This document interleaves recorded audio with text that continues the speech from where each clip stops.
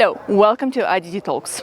My name is Anastasia Lavrina, and today we have a very special guest, former US Ambassador to Azerbaijan, Mr. Bryza. Warm welcome to IDT Talks. Thank you, Anastasia. Happy to be back with you. Thank you so much. Today we have a special edition because we are here in Lachin district of Azerbaijan, liberated after almost 30 years of occupation. So this is your first visit here, or you have been? No, I've been to Lachin many times because when I was Minsk Group co-chair, we could only get to Karabakh through Lachin. So, and it's completely different.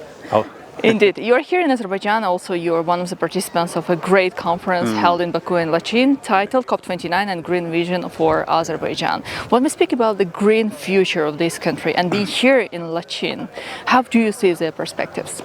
Well, first of all, I think the government of Azerbaijan is not just saying it wants to be green, but is performing here where it's becoming a green energy zone. They're also going to use smart technologies to manage resource flows and water flows in a way that conserves the resources.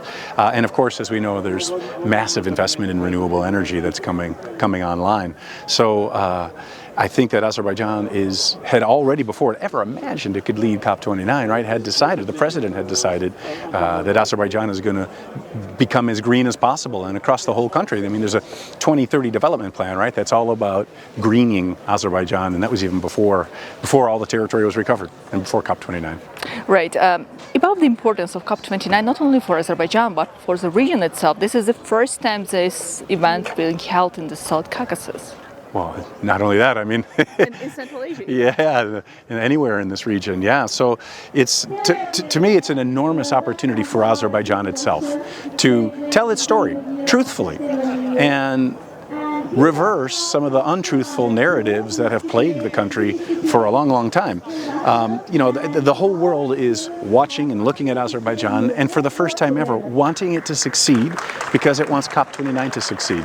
So I think it's crucial that Azerbaijan tells its story. It goes beyond just the climate-related elements of COP29. But as the President was saying yesterday, and as he and I were discussing, there should maybe be an element that explores how fighting climate change or keeping below 1.5 degrees increase in global temperature and peace are interrelated, because the whole way Azerbaijan got to be chair of COP29 is from the peace process with Armenia. Indeed, Matthew, you asked a great question from Mr. President yesterday at that conference. You said you asked about an experience and successful policy of the government within the last years. So your personal opinion, you observe what we see within the last 4 years, liberation, then the anti-terrorist measures in 2023.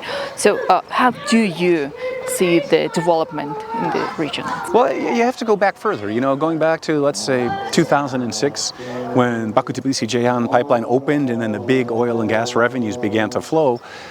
This government and the president has designed a careful and far-reaching strategy and implemented it. And as he described yesterday, first it involved generating revenues and wealth, investment all across the economy to diversify, also in social welfare and education, but also, of course, in defense. And at the same time, Azerbaijan was carrying out negotiations, I could see, in good faith, but the sides were never able to finalize the peace agreement, and we got the Second Karabakh War. But this was all a planned out strategy, and then in the last few months, 9 months, it's incredible what happened. Who would have guessed a year ago at this time that now Azerbaijan would have recovered all of its territory, the separatists would be gone from Karabakh, all the however many tens of thousands of Armenian troops that were still on Azerbaijani territory are gone, Russian peacekeepers are gone.